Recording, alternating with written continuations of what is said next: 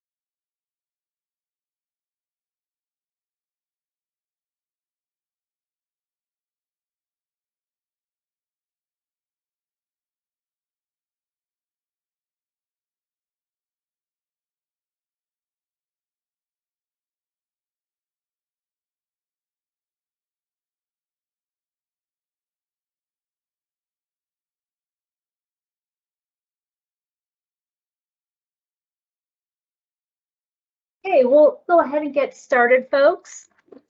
Forgive me, okay? My computer audio can sometimes be a little quirky. I want to introduce you to Molly Fitzpatrick. She's on screen now, and she'll say a few words, and then I'll go ahead and be moving the slides for her. Go ahead and drop.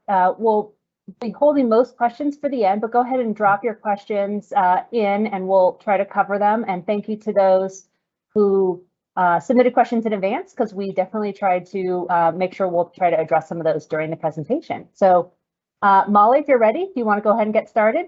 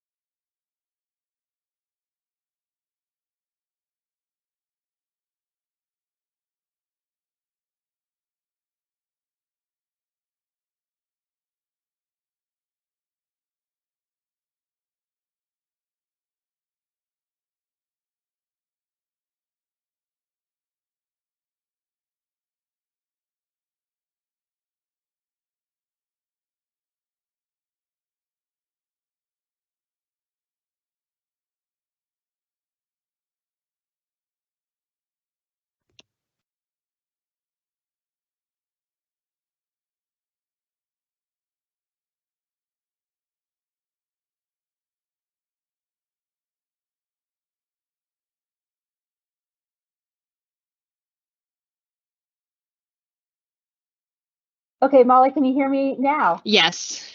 Okay, sorry about that, folks. Molly, I gave everyone a little bit of background about thank you for submitting questions, and that you would go ahead and get started by just introducing yourself, and that I'll be running the slides, and that will hold most of the questions towards the end, but we'll also try to cover some of those that were submitted in advance throughout the presentation, and then we'll go from there. Perfect. So why don't you go ahead and get started? Sounds great. Thank you, Marcella, and thank you everyone for your patience as I worked through some of the technical difficulties. And like Marcella said, we're just really grateful to have you all here and appreciate all of the questions that were submitted in advance. We know that there's a lot going on in elections right now, and we know that there are a lot of questions that people have. And so we wanted to take the opportunity to go over the elections that we have this year in 2022 with a primary and then also the general election, and also answer some questions that we've been seeing a lot online and inquiries that we've been getting to our office. So by way of process, Mercala will be collecting all of the questions that come in through the chat, and we'll be asking those at the end of the presentation. We are going to only answer questions from people who put their name in with their question. We are not answering anonymous questions. The reason for that is because of the elections environment. We want to ensure that we know who's asking these questions. Unfortunately, the environment has become a challenging environment for election workers, staff, and judges. We're fortunate here in Boulder County that we have not received any direct threats, but many people in Colorado have. And so we want to ensure that we are collecting information, and if there's questions being asked, that we know who's asking the questions. So we'll go ahead and go to the next slide, and I'm going to go ahead and turn my camera off. Okay, so a little bit about me. I was elected in 2018 as the Boulder County Clerk Recorder. I started in 2019. This will be my 6th election with our office, and my background is in voter rights and voter engagement. And there's a lot of things that I like about being the Boulder County Clerk. One of my favorite things is that Colorado is really a great place to be an election official, and it's a great place to be a voter. We have an incredible election model that bakes in security processes and also accessibility features throughout the model. And so it's just a really great state to be an election official because we're able to continually refine and improve our model. We're not working to overhaul it by any means because we're in a really great place. So it's fun to be in a position where we're continually optimizing what we have.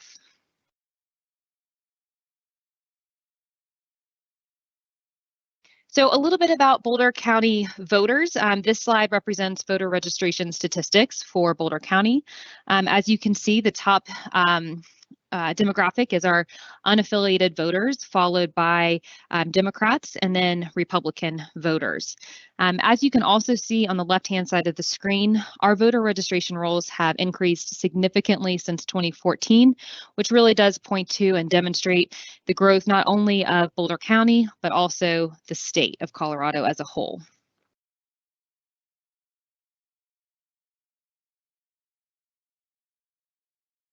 Okay, and then one thing that we wanted to highlight that we thought was interesting is Longmont has recently surpassed Boulder with more registered voters. So this breaks down the active voters by city, and you can see this information and a lot more information on the maps and data section on our website. Okay, and then about our June primary voter turnout. As you can see, primary turnout has been increasing over the years, and we hope that that trend continues with this election. And on the next slide, we'll actually go into a little bit more detail on general and coordinated elections. As you can see, we have the highest turnout in presidential and midterm elections, and turnout tends to decrease in the coordinated elections.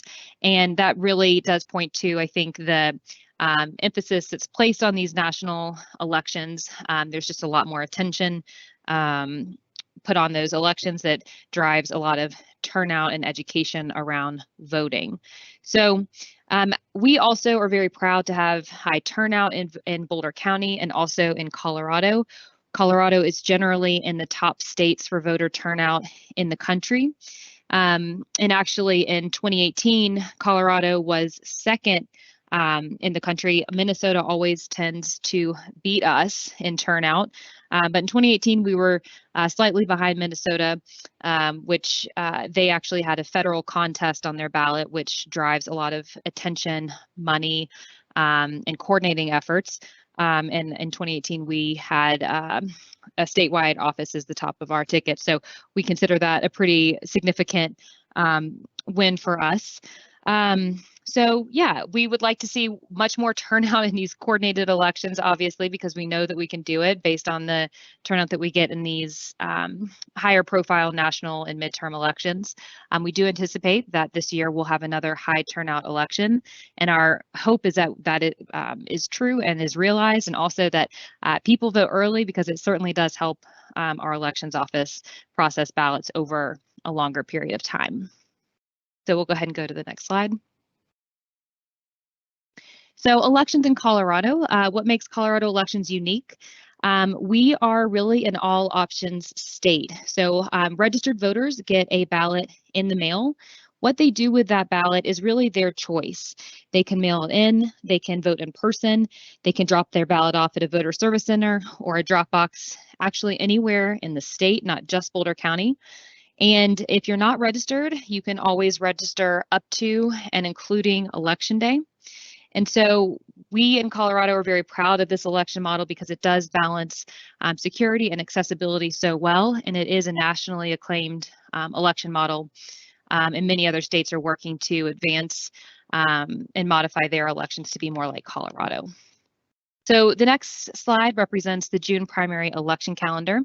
And at this point, we have conducted several of these activities, one of them being our public logic and accuracy test, which happened on June 1st. And what that logic and accuracy test does is verify that the voting system is working correctly. And that is a test that's open to the public. And if you missed it this time, there is going to be an opportunity to participate for the general election. The other activities that I would just highlight is that at this point, our office is no longer recommending that anyone mails their ballot. Our office is recommending that people drop off their ballot in a 24-hour drop box or come vote in person or drop off their ballot in a vote center. It is too late to mail, and so we're really trying to spread the word around that. If everyone could please help us by telling your friends and family the same thing. Election Day is on Tuesday, June 28th. We must receive all ballots by 7 p.m. But after that day, we will continue processing ballots. And the reason is because voters have until 8 days after the election to cure their ballot if there was if the election judges weren't able to verify signature. Military and overseas voters also have extra time to get their ballot in from overseas. And then after that, we will conduct our risk limiting audit, which is open to the public. And the risk limiting audit verifies that election outcomes are correct by comparing the way the physical ballot was marked to the way that the voting system interpreted that ballot at the time of scanning. And then we'll have our canvas board meeting on July 18th, and this is when we expect the certification of our results to occur. So we'll go ahead and go to the next slide. A lot of these dates are just rolled over from June to November. And if you missed any of the previous opportunities, especially the logic and accuracy test, because I know that there are a lot of questions out there about our voting system, this is a great opportunity to look at our voting system and participate in that process to ensure that it's working correctly. So I really encourage everyone to participate in that. So we'll go ahead and go to the next slide because I think most of these activities we already covered. So again, as I mentioned, there are many ways to return your mail ballot, and throughout all parts of the process, security of the ballots remain a top priority. For example, many voters do choose to drop their ballot off at those 24-hour ballot drop boxes, and those ballots are collected by bipartisan teams who maintain and demonstrate chain of custody, notably through our ballot box tracking system, which is an electronic way to record chain of custody so we know where the ballots are throughout the process. We also have vote centers, as mentioned. We have a drive-by drop-off location this election on Election Day. So if you prefer to hand your ballot to a person, we know some people like that experience, you can go to our Boulder office and Longmont office. It's too late to mail your ballot at this point, and of course, you can go vote in person if that's what you choose to do. And voting in person also does have equipment, especially for voters with a disability. And again, I'll just highlight that you will hear our office talk a lot about the importance of voting and how much we want people to vote. And ultimately, whenever voters want to vote is great. We also love it when people vote early because in a mail ballot state, there are many steps that a ballot must go through in order to be verified throughout the process and maintain secrecy. And so it just takes a little bit longer in a mail ballot state for a mail ballot to work its way through the process. And so the earlier that people vote, the sooner we can have those election results out, or at least a more complete picture of election results on election night. So mail ballot processing, as I mentioned, a mail ballot just goes through several steps. The first step is and actually, I'm going to back up for a second and talk about if you were actually here in person to witness some of these steps. If you were to come to our ballot processing center, which if you would like to come, we are doing public tours at the end of this week and early next week. But if you were to come, you would see that our ballot processing center is, there's cameras throughout the center. We have locked cages with restricted access. There is badged entry to get into secure areas. And with that badged entry, there is limited access. So meaning only the people who need to get in are assigned badged access. We also have screens available for the public to really observe the process. And we also have signage that demonstrates what each part of the process, what the workers and judges are doing. So the first step in the process is that the ballots are brought back to our office and they're checked in. They are checked in using, as I mentioned, our ballot box tracking system, which demonstrates chain of custody throughout that cycle. The ballots are removed from the ballot boxes and they are organized in mail trays to be sorted. The second step is the ballots go through our envelope sorting machine. And so at that point, that is when the signature image is captured. And that is also the point in which the voter is notified that their ballot has been received by the elections office. From there, we have bipartisan teams of election judges who are verifying signatures. And so they are trained using Secretary of State guidelines. And we also have additional training on top of that, where they are trained to look for characteristics of some signatures that are indicators that it is the right person signing that ballot. And so at that point of the process, if a signature is not if at tier 1 is what we call it, is an election judge is looking at a signature. If they can't make the match or they don't see the match, then they are escalating that signature to tier 2, where we have 2 judges of different parties reviewing that signature together to determine the next step. If the signature is rejected, that voter will receive a notification that their signature was rejected, and they'll have the opportunity to correct their signature through a cure process. This tier 2 judges do have additional access to signatures that the voter that we have of the voter. So, for example, if you have voted in more than just one election, we'll have the signature on file for you for the elections that you have voted, and those judges will look at that signature as well. So at this part of the process, the ballot has not been separated from its envelope, but once it has gone through signature verification, the ballots are stored in a cage and they will be transported up to the second floor, which McCall, if you'll go to the next slide. So our second floor of our ballot processing center, again, has many of the same features that I mentioned earlier around badged entry and cameras. We invite everyone to come and see this in person at the end of this week if you're able to, or early next week. So at this point of the process, we have these extraction machines, which you'll see on the top right. And what that machine does is slices the top of the envelope open with an election worker on one side who removes the ballot from its envelope. It should be noted that the information for the voter on the front of the envelope is facing opposite the election worker. And so they're removing those ballots at such rapid pace, and the information of the voter is faced the other way. So that is what preserves anonymity.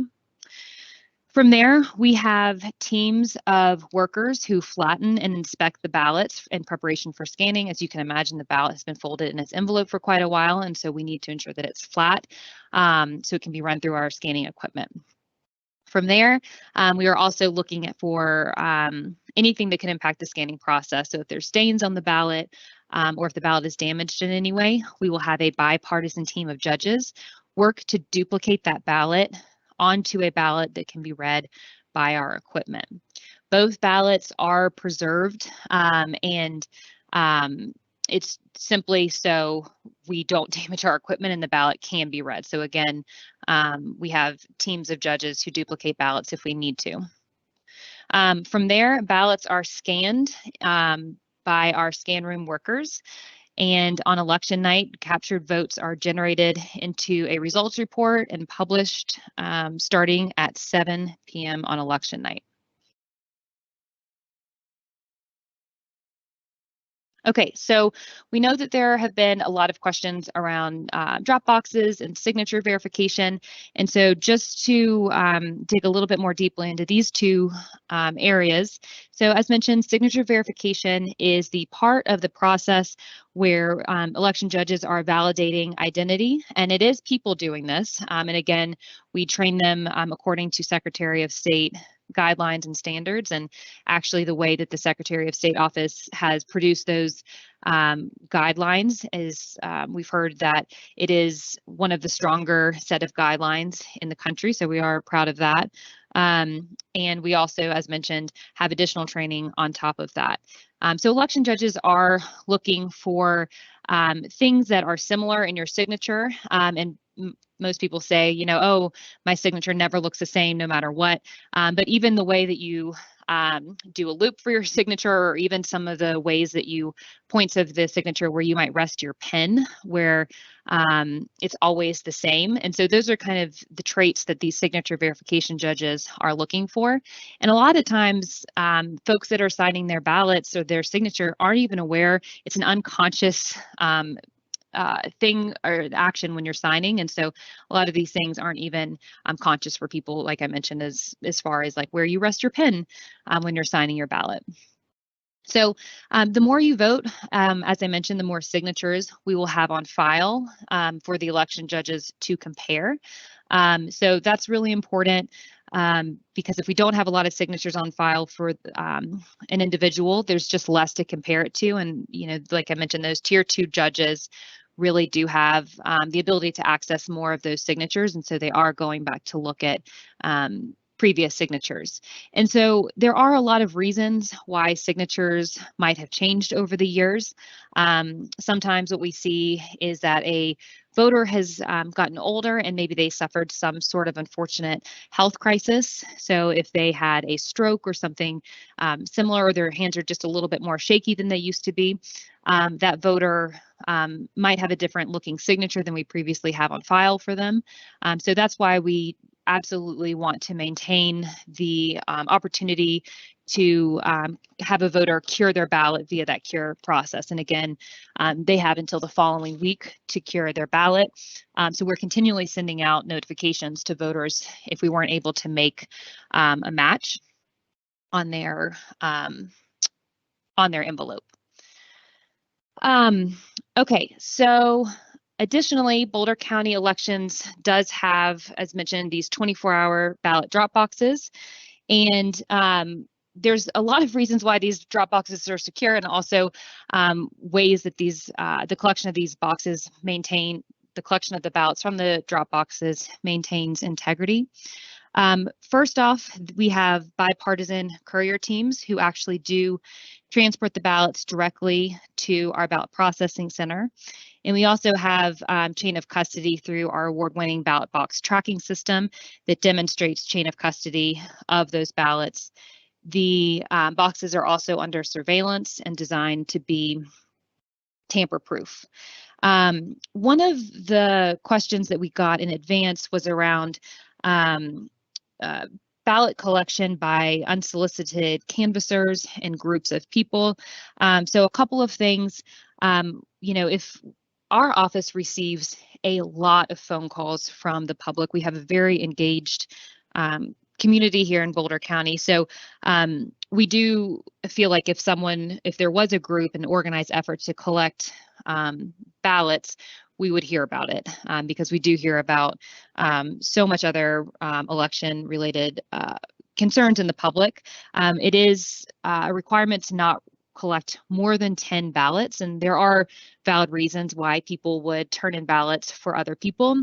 For example, if someone in the household isn't mobile or able to get out of their home easily, they might give their ballot to a trusted family member. And then one thing that we do say is, never give your ballot out to someone that you don't know or trust, because you are essentially giving that person the power to turn in your ballot. And so you need to trust that they're actually going to do it. The second reason that we feel like this idea of ballot harvesting is not prevalent in Boulder County is because we would be receiving complaints of people who did not receive their ballot in the mail. It either got lost. We don't get reports of people who never got their ballot, but it was already voted. And so that's another reason that we feel like this is not happening in any large scale in Boulder County. So, and if someone was attempting to steal ballots from mailboxes and turn them in to these drop boxes and filling them out, what would happen is these ballots would be received. The signature verification judges would identify that the person who signed that ballot that signature does not match what we have on file for them. So again, these ballots must pass signature verification. So, and secondly, or I'll just underscore, they would have to know that these voters whose ballots were taken would not be looking for those ballots. And in Boulder County and in Colorado, everyone is a part of Ballot Tracks, which is the system to notify when your ballot was received by the elections office and when it was moved forward for processing activities. So that's some more information about that process and why we feel confident here in Boulder County that that's not happening in some large number or volume. So the Colorado election model, as mentioned in the very beginning, we have a nationally acclaimed and recognized election model. We have same-day voter registration, which is a really important fail-safe. So if something were to ever come into question about the ability for someone to vote, or something prevents it, we could actually register them to vote. And so what I mean by that is if there's some sort of question, they can always come in person, show ID, and actually vote in person. And no one will ever be disenfranchised for a reason that's outside of their control. Paper ballots, we do have a paper trail for all votes cast in Colorado. One of the things that we think is really important about the paper ballots is that it allows us to conduct that post-election risk limiting audit. And again, that is the audit that compares the physical ballot that a voter voted to the cast vote record. The cast vote record is the way that the scanning equipment interpreted and read that ballot at the time of scanning. And so we actually have teams of folks who are pulling the physical ballots, comparing it to the cast vote record. And that is something that we're really proud of in Colorado. We're the first state to really fully operationalize it, meaning every county in Colorado, except for a couple of hand count counties, are doing the risk limiting audit. There's always at least 2 contests that are audited. One is one is a statewide contest, and one is a contest within the county. And the way it works is if the margins are extremely wide for a contest, there's fewer ballots that need to be audited to validate that outcome was correct. And if the margin is very narrow, then there are more ballots that need to be audited to verify that election outcome was correct. And again, this is a process that is open to the public. We invite you all to come back to observe that process. It is really a unique thing that we have in Colorado, but we're also excited to see that a lot of other states are adopting the risk limiting audit or other types of auditing procedures. And then we've already talked about these other features that make our election model unique. And I will say that we produced an election security community briefing report. This is a 20-page report. This is on the right side of the screen. And this community briefing report demonstrates in depth or discusses in depth all the different aspects of the Colorado model, also who we partner with to advance our security posture, and Boulder County's cybersecurity program as well. So we did create this in 2020, and we think that it's something that many community members are finding useful because it is a detailed review of our election model and what we're doing here in Boulder County to protect voter information and the integrity of our votes. The second aspect of what we consider special and unique about Colorado and Boulder County is the partnerships that we have. So in 2017, elections was designated by the Department of Homeland Security as critical infrastructure.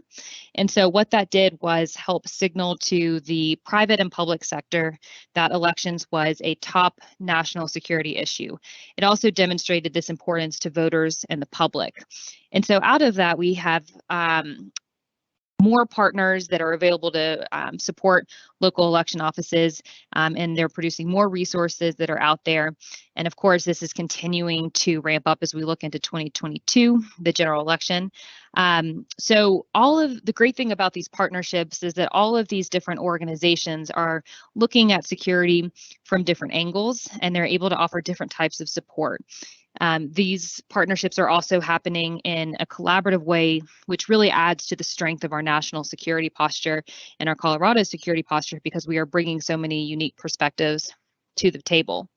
A couple of things that I'll highlight about this slide, the elections infrastructure Isac, which is at the bottom right-hand corner of the slide. This is a organization that helps to share out information related to cybersecurity, best practices, and also what's happening nationally. Colorado, it is an optional group to participate in. In the last, as far as I know, nothing has changed here, but we did have all 64 counties optionally participate in the EI Isac, which I think really signals how our state and the counties in the state prioritize security. We also have a strong statewide association, and our Colorado Clerks Association is nationally recognized for how strong it is, how collaborative it is. And so we collaborate with clerks across the state to learn about what they're doing, practice some of these contingency scenarios, and really just train, educate, and collaborate on how we can advance the elections industry and support each other. So it's, never one county going at it alone. We're all offering support across the state. We also have our Colorado Secretary of State partnership. They offer a election certification program, and this is a program that trains election staff and county clerks on election processes. We did support legislation earlier this year to speed up the requirement for those certification programs for certain individuals in the clerk's office, the elections deputies, and also the county clerks themselves. So we'll keep going. Okay, so as you can see, there are a lot of resources, agencies, and partners who are really working on this from different angles. And many of these are national organizations who are trying to support states who have different election models. And so we have leveraged the NIST framework, which is the National Institute of Standards and Technology framework. And that's really a framework created by some of the smartest minds on this topic from the public and private sector to improve cybersecurity posture, our cybersecurity posture.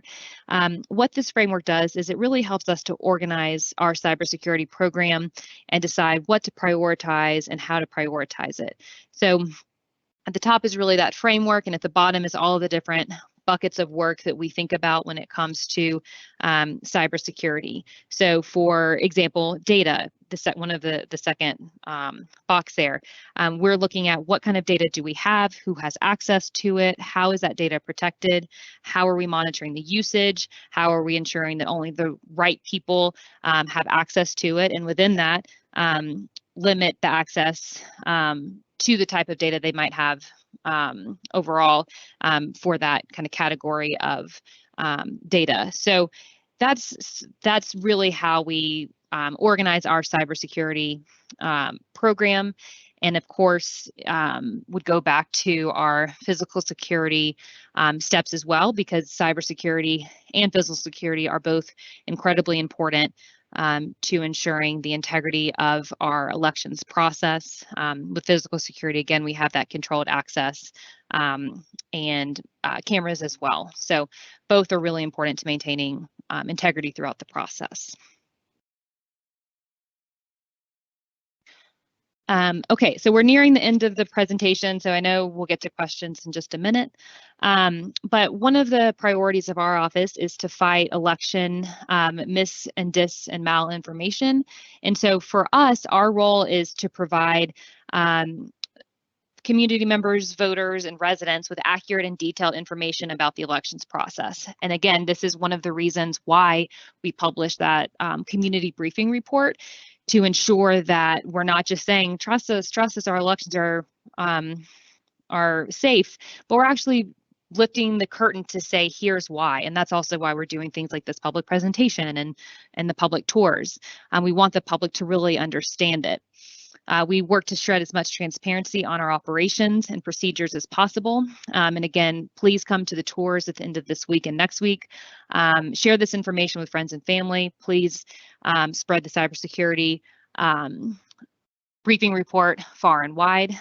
We also, in 2020, were receiving a lot of concerns from voters and the public, and we were receiving so many concerns and so many questions about potential, people that thought they might be seeing voter fraud, or people that might have seen something online that didn't seem right. And so to really organize all of those, all of that information, we propped up an election alert hotline, and we did recently add a Spanish feature as well. So we're really directing everyone to send concerns to that election alert hotline.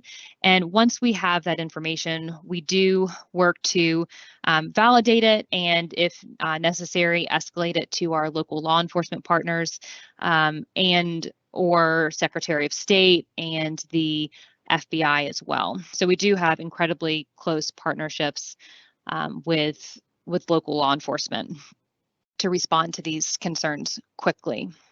So in terms of your role, again, please follow our office, our social media, and also everything that we publish on our website as the official source of information, and share accurate information. We also want to make sure that everyone's voter registration has an email address, because we do send out infrequent but timely and important emails around election time. And then if you see inaccurate information, or if you're not sure, definitely ask questions. I think one thing that we can all do is, ask a couple of questions if you see something.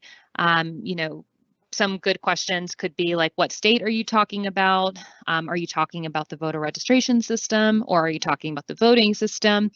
And if you have questions, again, report information to our election alert hotline. And even if you're not sure, you're welcome to email that hotline, and we can help look into it.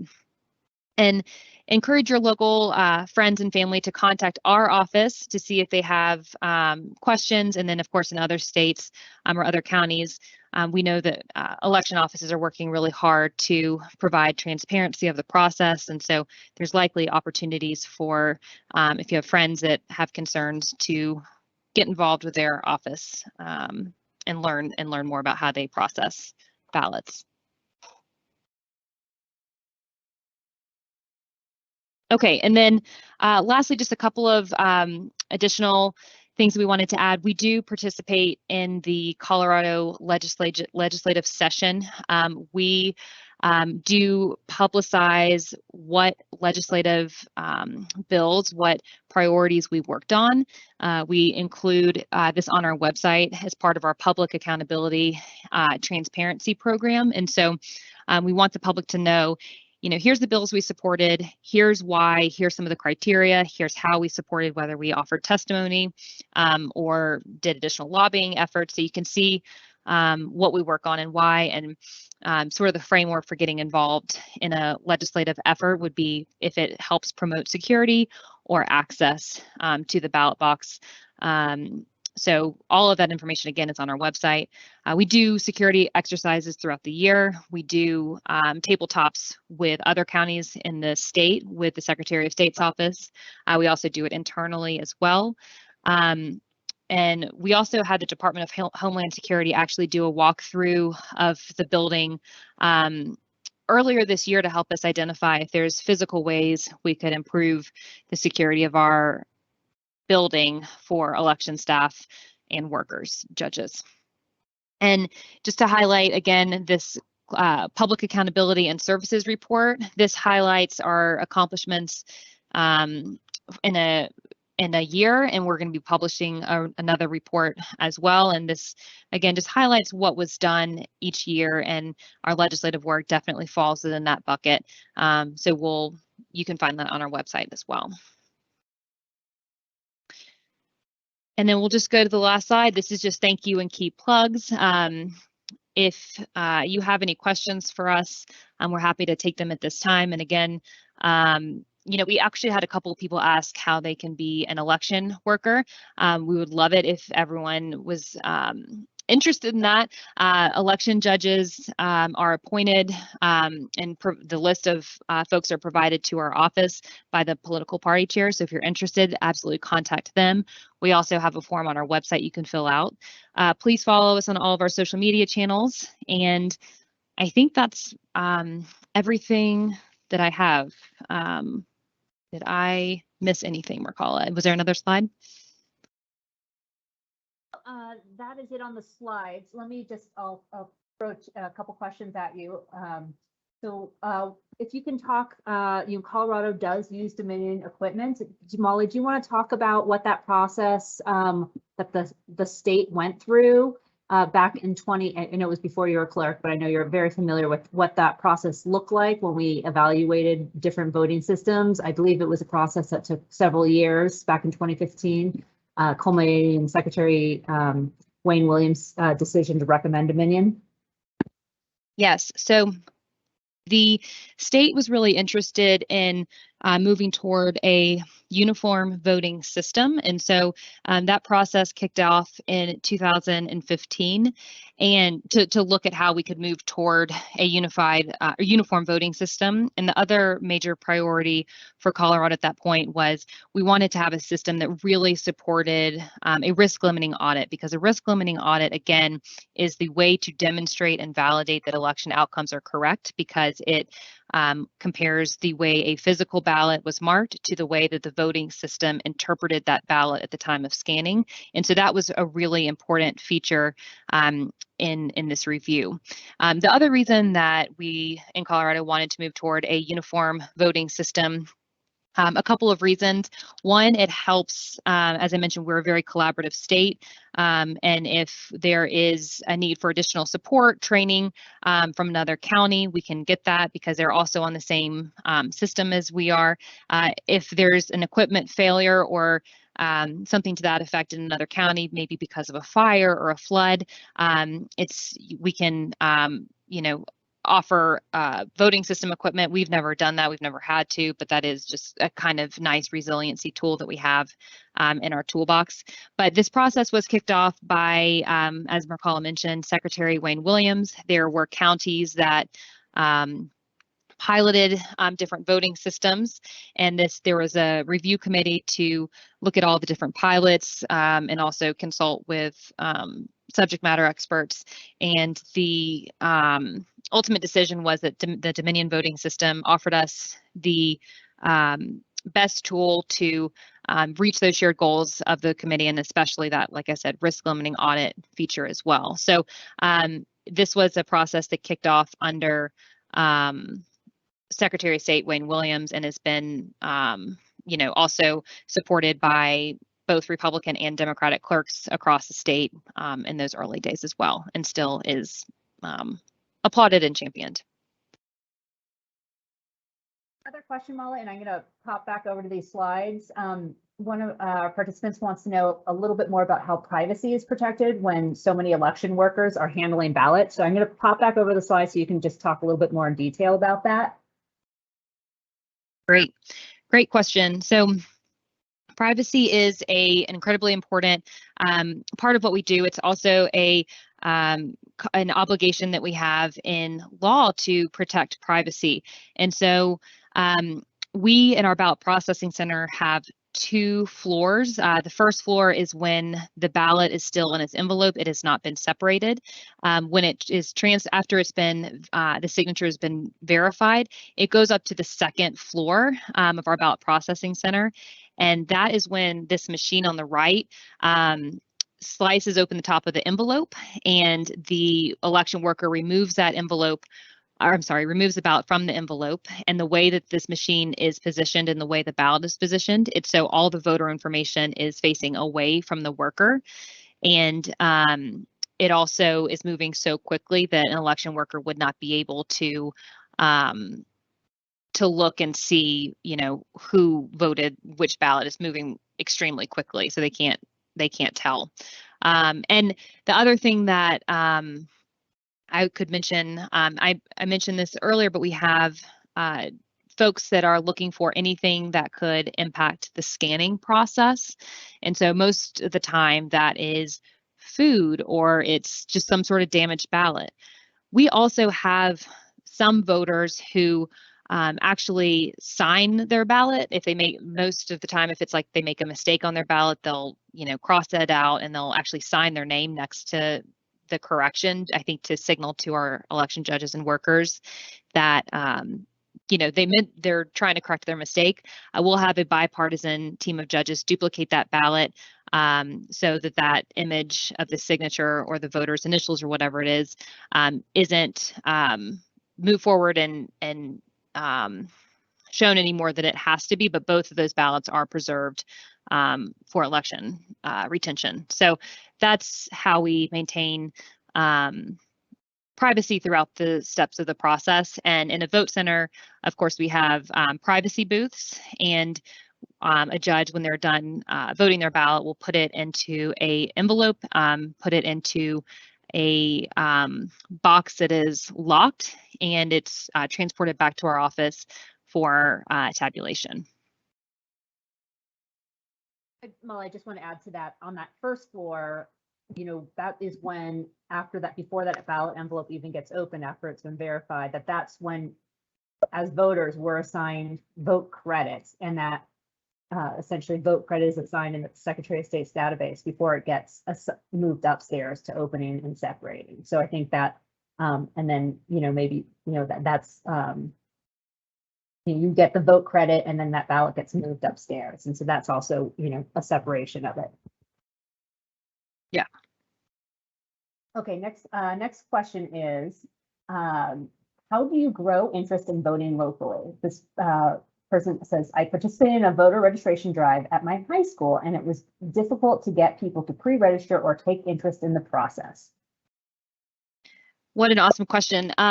So I think so in Colorado, we're very fortunate because the barrier to voting in Colorado is voter registration. Once someone is registered to vote, they will automatically get that ballot in the mail. And then again, they can drop it off, they can mail it in, or they can just come in and vote.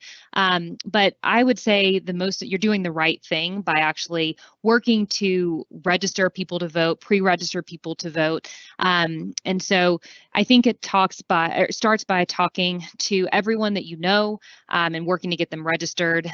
Face-to-face interaction is a really effective way. It's the way that is most likely to get someone to do something, I think, is actually asking them in person. So I would say that's a great step, is getting them registered through, it looks like you're doing a voter registration drive at your high school, which is great. We also have a high school voter registration program, and part of that program is we have this effort called High School Voter Registration Awareness Week. And so we will partner with high schools to promote voter registration. It does take a lot of work to organize voter registration events, and we're really experienced at that, so we can help set up a table and help promote it. I think one of the, we do a lot of things around loudspeaker announcements and posters and emails that we send out to teachers who send it out to students and parents. And so I think you're doing the right thing by registering your friends to vote and everyone that you can in your high school. And sometimes it just takes that repetition.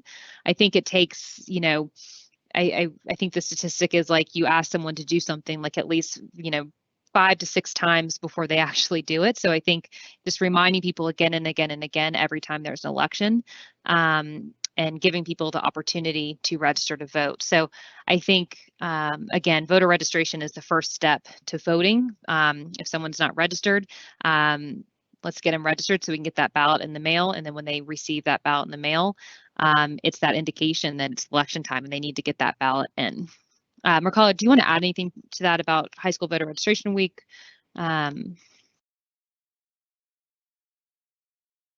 Not at this time, other than, Okay. definitely are trying to grow it. And we're really happy that both our school districts, St. Vrain Valley and BVSC, are very supportive. We start with the top down and work with the board members to enroll them, and they do a proclamation every year. So very aware from the district level down that we're trying to engage their schools, and so more and more that we're getting their enrollment and involvement as well.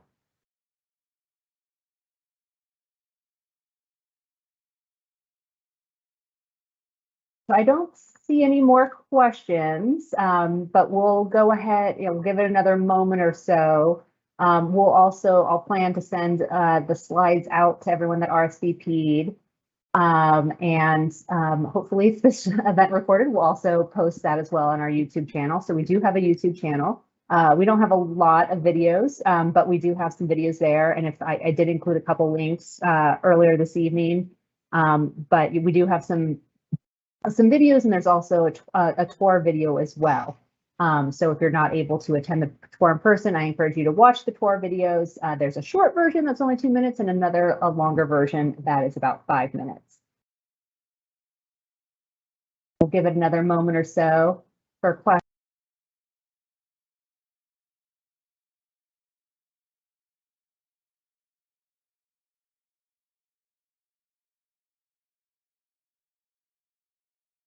I'll just share one more thing while we're waiting, if anyone else has the last questions. The reason I know people found out about the presentation different ways.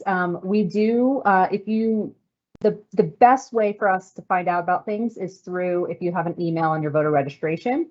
The email that you include with your voter registration is the one piece of data that is not part of the public voter record, meaning that campaigns don't get a hold of that email address. That doesn't mean there isn't other ways for them to data match you in different ways, but they don't get it from us or the Secretary of State's office. If you don't get those emails, there are things in those emails. If you got that email, it usually has a lot more information, had this information, has reminders about not signing each other's envelopes, it has things of that nature. If you're not sure, you can check in your registration and you can add one to your registration.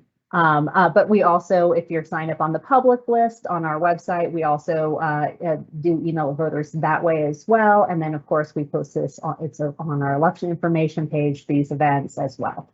So we do try to get, and a press release and other means. So we do try to get this out in various ways to voters.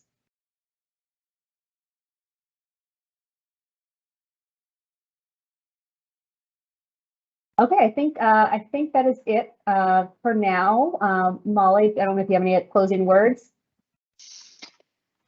Again, just thank you to everyone who came to participate. We really hope to see you at the tours later this week. And just remember that Election Day is on Tuesday, June 28th. So please tell everyone you know to get those ballots in. And I'll just emphasize that we are here to support all voters and making sure they have what they need to participate. So don't hesitate to reach out if there's anything we can do to support you in the voting process.